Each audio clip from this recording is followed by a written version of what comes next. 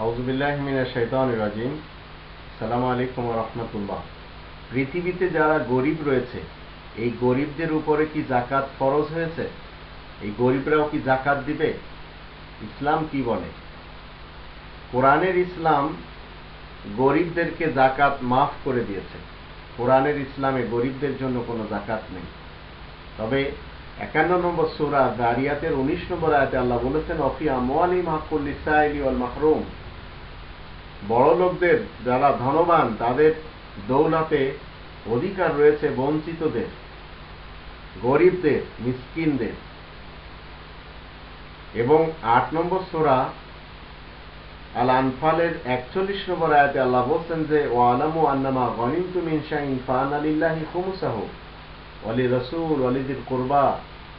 এগুলি আল্লাহ রাব্বুল আলামিন বলছেন যে, তোমরা জেনে রাখো, যত লাভ হিসেবে তোমাদের আয়াতে আসবে অর্থ সম্পদ, টাকা কড়ি, তার ভিতর থেকে খুমুস দিয়ে দিতে হবে, 5 ভাগের 1 ভাগ দিয়ে দিতে হবে। 100 টাকা যদি আপনি লাভের থেকে পান, তার থেকে 20 টাকা দিয়ে দিতে হবে।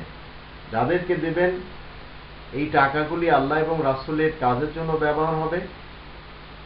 এবং যারা সত্যের সন্ধানী, যারা গরিব, এতিম, মিসকিন, এদেরকে দিয়ে দিতে হবে। এটা আল্লাহ তাআলার পক্ষ থেকে হুকুম।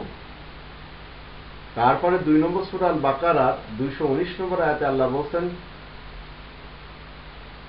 যে, মানুষেরা যখন জিজ্ঞেস করবে যে কতটুকু খরচ করতে হবে, তার উত্তরে আল্লাহ শিক্ষা দিয়েছেন, কুলিল আফ।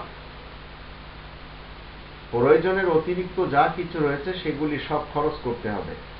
তো গরিবদের তো প্রয়োজনই মেটে না। তো গরিবদের উপরে আল্লাহ রাব্বুল আলামিনের এই যে বিশাল একটি বিধান, সেই বিধান তাদের উপরে নেই। সেই হেতু কোনো গরিব যাকাত দিবে না। আর কোনো গরিব যাকাত নিয়ে চিন্তা ফিকিরও করবে না যে, না জানি পরকালে আমার কি হয়, আমি তো যাকাত দিতেই পারলাম না। ইসলাম শুধু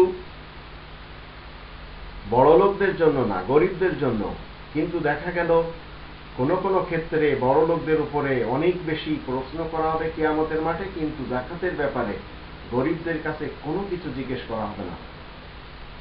তো ধনীদের থেকে গরিবদের হিসাব নিকাশ অনেক কম হবে, এদের পরীক্ষা হবে অনেক কম। কিন্তু ওদের পরীক্ষার হলে অনেক বেশি পরীক্ষা দিতে হবে। আর যারা এই খুমুস দিবে না, যারা অতিরিক্ত মাল দৌলত আল্লাহ তাআলার জন্য খরচ করবে না, এরা তো সেদিন ফেঁসে যাবে। তো ইসলাম গরিবদের উপরে যাকাতের কোনো বিধান দেয় না, বরঞ্চ যাকাতের বিধানে, যাকাত নেওয়ার ব্যাপারে গরিবদেরকে আল্লাহ রাব্বুল আলামিন শরীক করে।